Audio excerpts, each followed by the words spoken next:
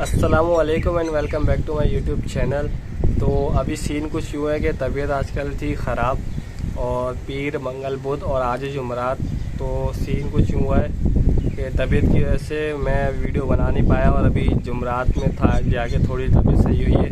मेरी आवाज़ से आपको लग रहा होगा कि थोड़ा नज़ला नज़ला सा, तो आवाज़ थोड़ी है, गला वाला भी है। तो अभी सीन कुछ यूँ हुआ है, मैंने अभी जो इतवार वाला दिन था मैंने एक वीडियो अपलोड करी थी बाइक मॉडिफिकेशन की, GD 110S की मैंने वीडियो डाली थी। मैंने आपको उसको बोला था कि अगर कोई मसला वसाइल हुआ मैं उसमें आपको बता दूंगा कि क्या सीन होगा।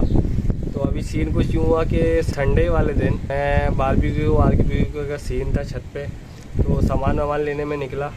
तो जो बाइक थी GD आपने देखा था, उसमें मैंने D गार्ड लगवाया था। तो अगर जिसने नहीं देखी वीडियो वो देख सकता है इसके बाद, यहाँ पे मैं लिंक डाल दूँगा, टेंशन नहीं है।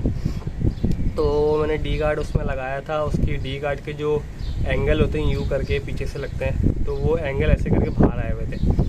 तो वो जो एंगल थे, अब इस बाइक के क्या था, जब नई बाइक थी ये जब तक, तो तब तक तो इसके सस्पेंशन आगे के खुले नहीं थे, जंप आगे के बिल्कुल भी नहीं खुले थे, बिल्कुल ही सेट स्टेबल रहते थे, काफ़ी हद तक ऊपर नीचे नहीं होते थे। तो अभी हुआ ये कि कम से कम 500 किलोमीटर चल गई और इसके सस्पेंशन खुल गए। तो जैसी गड्ढे में गई तो रॉड थी 2 निकली हुई, वहाँ भी आपको दिखा देता हूँ नीचे चल के।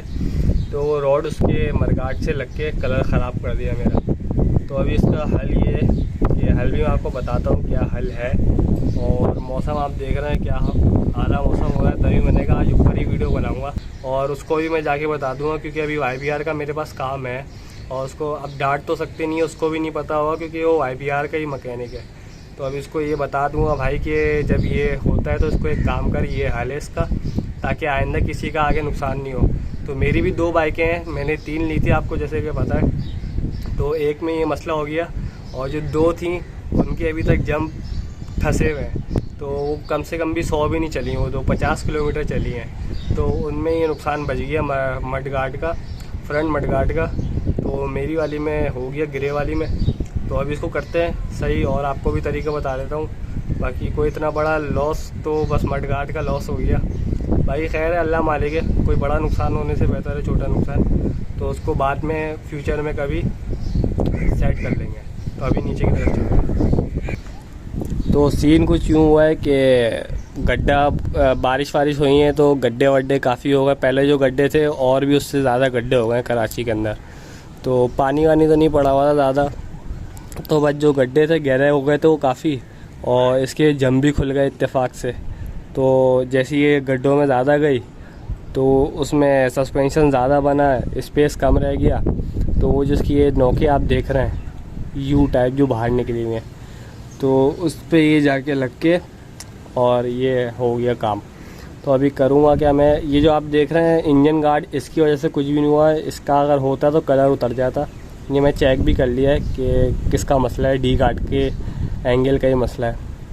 तो इसका मसला है, तो वो अभी मैं आपको हल बताता हूँ कि भाई अपना ये इसको काटेंगे, आरी से काट लें भाई। कोशिश करूँगा कि आरी से अभी काटता हूँ मैं, अगर आरी मेरे पास पड़ी हुई है आरी से ट्राई करता हूँ, अगर कट गया तो कट गया, नहीं तो मैं ये किसी के पास ले जाके उससे ग्राइंडर से कटर से कटवा दूँगा। तो बस ये आप देख लें, बस ये नुकसान हुआ है। बाकी मैं यामा वाले को जाके बोल दूंगा जो रिजवान ऑटोस के मैकेनिक है कि यार ये YBR में तो काफ़ी स्पेस होता है, इसमें लिमिटेड स्पेस होता है, तो उस हिसाब से करना था। तो वो उसको ही मैं बता दूंगा ताकि अगर आइंदा कोई GD लेकर आए और ये सब काम करवाए तो उसमें ये प्रॉब्लम ना पेश आए।